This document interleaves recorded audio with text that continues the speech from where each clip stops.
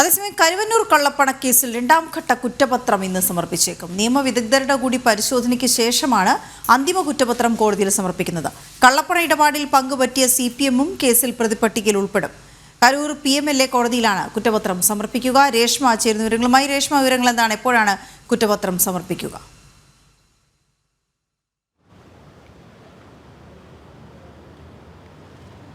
വീണ, കരുവന്നൂർ കള്ളപ്പണ ഇടപാട് കേസിൽ രണ്ടാം ഘട്ട കുറ്റപത്രം ഇന്ന് തന്നെ സമർപ്പിക്കുമെന്നാണ് സൂചനകൾ പുറത്തുവരുന്നത്.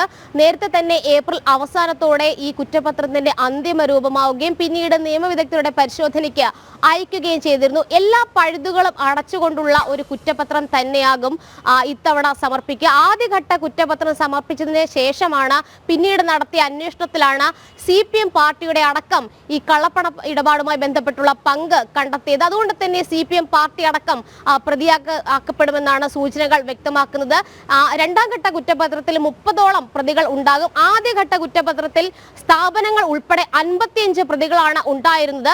CPM-ന്റെ തന്നെ 77 ലക്ഷം രൂപയുടെ സ്വത്തുവകകൾ എൻഫോഴ്സ്മെന്റ് ഡയറക്ടറേറ്റ് കണ്ടുകെട്ടുകയും ചെയ്തിരുന്നു. അതുകൂടാതെ തന്നെ AC Moideen, K Radhakrishnan MP, MM Varghese തുടങ്ങിയ CPM-ന്റെ പ്രമുഖ നേതാക്കളെയൊക്കെ തന്നെ ചോദ്യം ചെയ്യുകയും ചെയ്തിരുന്നു. ആദ്യഘട്ട കുറ്റപത്രത്തിൽ പ്രതി ചേർക്കപ്പെട്ട സതീഷ്, അതായത് മുഖ്യ ആസൂത്രകനായിട്ടുള്ള സതീഷ് കുമാർ, PP കിരൺ, അതോടൊപ്പം തന്നെ CK ജിൽസ് ഉൾപ്പെടെയായിരുന്നു അറസ്റ്റ് ചെയ്തിരുന്നത്. രണ്ടാം ഘട്ട കുറ്റപത്രത്തിൽ CPM-നെ സംബന്ധിച്ച് വളരെ പ്രതിരോധത്തിലാക്കുന്ന പല കാര്യങ്ങളും ഉണ്ടാകാം, പല വെളിപ്പെടുത്തലുകളും ഉണ്ടാകാം. പ്രത്യേകിച്ച് ഈ ആദ്യഘട്ട കുറ്റപത്രം സമർപ്പിച്ചതിന് ശേഷമുള്ള അന്വേഷണത്തിൽ CPM പണം കൈപ്പറ്റി, അതായത് ഈ കള്ളപ്പണത്തിന്റെ പങ്ക് അത് കൈപ്പറ്റി ബാങ്കിൽ നിക്ഷേപിച്ച വിവരങ്ങൾ, അതുകൂടാതെ തന്നെ ഈ കരുവന്നൂർ ബാങ്ക് കേന്ദ്രീകരിച്ച് നടത്തിയ രഹസ്യ സ്വഭാവത്തോടെ നടത്തിയ ഇടപാടുകൾ, അവിടുത്തെ പാർട്ടിയുടെ അക്കൗണ്ടുകൾ, ഇതടക്കമുള്ള വിശദമായിട്ടുള്ള വിവരങ്ങളാണ് പിന്നീടുള്ള അന്വേഷണത്തിൽ കണ്ടെത്തിയത്. ഇതിന്റെ വിശദാംശങ്ങൾ അടക്കം ചേർത്തുകൊണ്ടായിരിക്കും ഈ അന്തിമ കുറ്റപത്രം അല്ലെങ്കിൽ രണ്ടാം ഘട്ട കുറ്റപത്രത്തിൽ